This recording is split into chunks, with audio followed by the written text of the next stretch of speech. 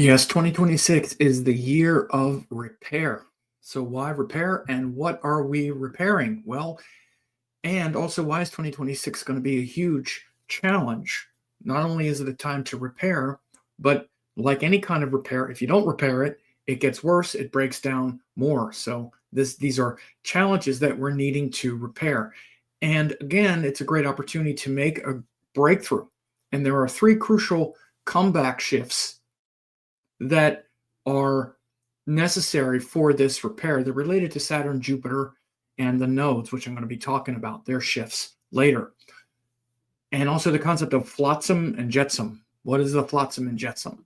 So, what has been happening in Pisces since 2024? That's the crucial point of the repair and dissolution. This is where we've been, and this is the thing that's been breaking and in need of repair now. And so, wherever the sign of Pisces falls for you is about to drastically change. I did this video last week about Saturn about to move direct in Pisces and talked about this sign of Pisces has been under a lot of pressure, stress, and disillusion for the last several years because Rahu went through Pisces, then Saturn went through Pisces since early 2024.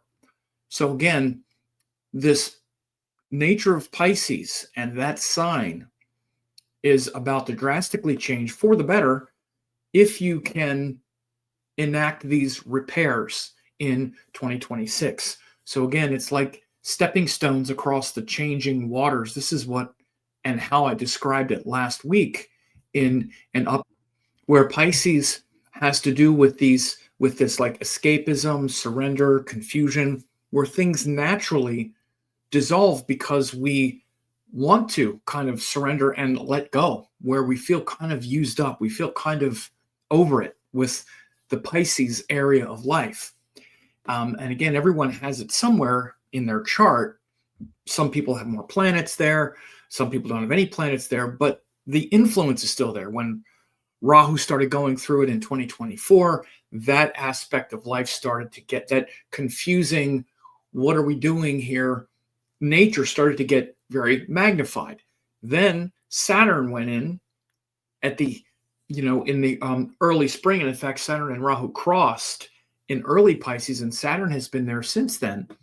And he means to reinstall structure, boundaries. He's like the pressure of time.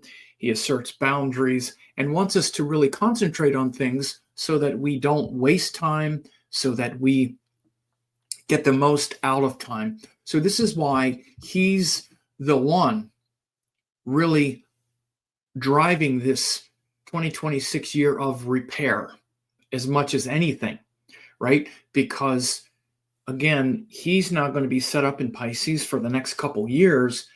And he poked his head in, then he went retrograde not long after he was in Pisces for 3 months approximately. Then he went retrograde, stopped right at the edge. Now he's going to really start going forward through Pisces and start to repair and restore and recombobulate the things that have sort of dissolved in a certain aspect of your life. And those of you who watched my updates last year or whatever heard me say many times that there are certain parts of your life that are gone and they're not coming back. They've dissolved. They're gone.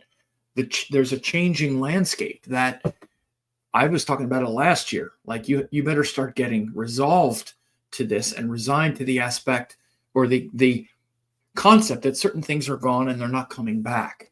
And what are you going to do in response to that? What are you going to commit to now that this thing that you had relied on has kind of drained away? And it's not just something somehow, it's also part of you have let it go away. Some of it is your inattentiveness. Some of it is just the fact that, again, since 2024, when Rahu started going through there, it started to become something that you were, realizing was harder and harder to maintain. So you just kind of let certain aspects of it go for a couple of years. Now Saturn goes in. So again, right now, we're trying to recombobulate from the Flotsam and Jetsam. Flotsam is related to the Rahu part. Flotsam and Jetsam are things when a boat goes overboard. The flotsam is the floating debris that's accidentally lost from a ship, and jetsam are the things we intentionally throw overboard.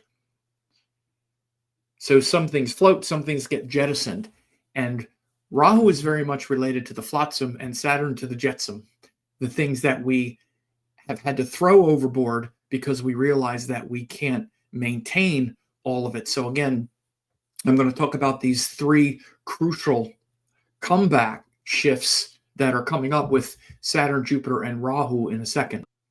But I've also been doing a lot of quick consultations to help people with this upcoming year. I need a free report on this Scorpio energy, Jupiter going retrograde from Cancer to Gemini, and also Saturn in Pisces. It has a lot to do with the rest of 2025. If you want me to look at your chart and analyze how these things will affect you, you can do that. I'll have a link below the video. Yeah, that's the rest of 2025 and into 2026. And a big part of that is the Saturn direct, which I'm going to be talking about here today. So again, as it says, what's been happening in Pisces since 2024, I just talked about a big part of it. First, Rahu entered Pisces at the end of 2023 and 2023. So most of 2024, which was last year, and then until May of this year, 2025, Rahu had gone into Pisces. And again, Rahu is where we're obsessed over something. And so we were kind of obsessed over kind of letting go of a certain thing in our life. Whatever house Pisces falls in from your ascendant, that's the aspect of life. And again, in that Unlock 2026 reading, those are the things I'm talking about. And, you know, a lot of people have gotten the readings already, and they're incredibly helpful because I'm looking at the sign of Pisces and what has been discombobulated since 2024 and what we're now trying to recombobulate in 2026. That's a big part of it. That whole, wherever Pisces falls, like for me, it's my 10th house, which is my work, duties, responsibilities. What do I really want to commit to in this changing world? What do I want to let go of? Like if you're, for example, if you're, Taurus, it's 11th house, which is community, friends, ambitions. If you're Aquarius, it's 2nd house, family, values, money, etc., etc. If you're Cancer, it's 9th house. So everyone has had this. It's not like if you have planets there or not. This area of life has been getting transformed, right?